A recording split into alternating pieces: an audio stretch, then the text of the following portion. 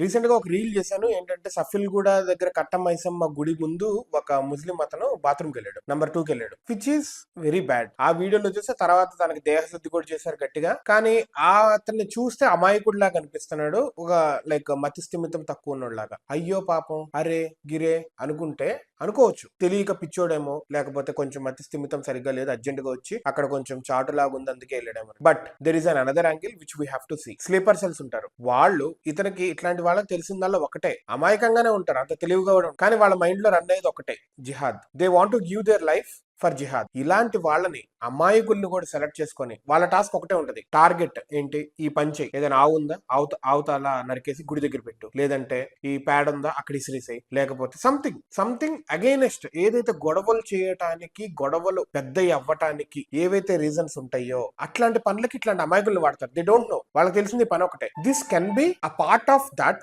కూడా, అలా కూడా చూడొచ్చు. లేకపోతే నిజంగానే అమాయకుడు అయ్యి కరెక్ట్ గా అక్కడికి వచ్చేయడం ఎందుకు, పక్కన ఎక్కడైనా చేయొచ్చు కదా, అక్కడ చేయమని చెప్పుండొచ్చు ఎవరైనా కూడా. ఈ గొడవల్లో రేజ్ తో అవుట్ ఆఫ్ రేజ్ కొట్టి చనిపోయారనుకో, అప్పుడు దెన్ స్టార్ట్స్. అమాయక ముస్లింని లేకపోతే పిచ్చోడిని లేకపోతే మతిస్థిమితం సరిగ్గా లేని వాడిని హిందూస్ అందరూ కలిపి కొట్టి చంపేశారు అన్నది, that could be a starting point of రయాట్స్.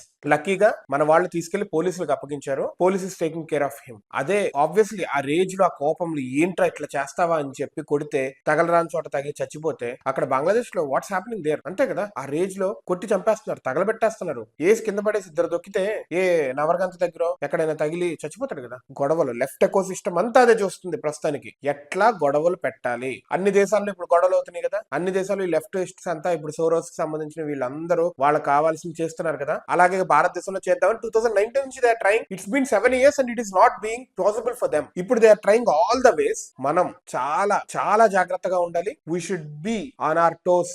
ఏం జరిగినా కానీ 360 degrees చూస్తా ఉండాలి. కొంచెం నెగ్లిజెన్స్ ఉన్నా we will be prey. Be careful. మీ చుట్టుపక్కల చూస్తా ఉండండి. ఏ మాత్రం డౌట్ వచ్చినా నేను ప్రతి వీడియోలో చెప్తా ఉన్నాను, పోలీసుకి వెళ్ళి చెప్తా ఉండండి. ఏ మాత్రం డౌట్ వచ్చినా బీ కేర్ఫుల్ గైస్.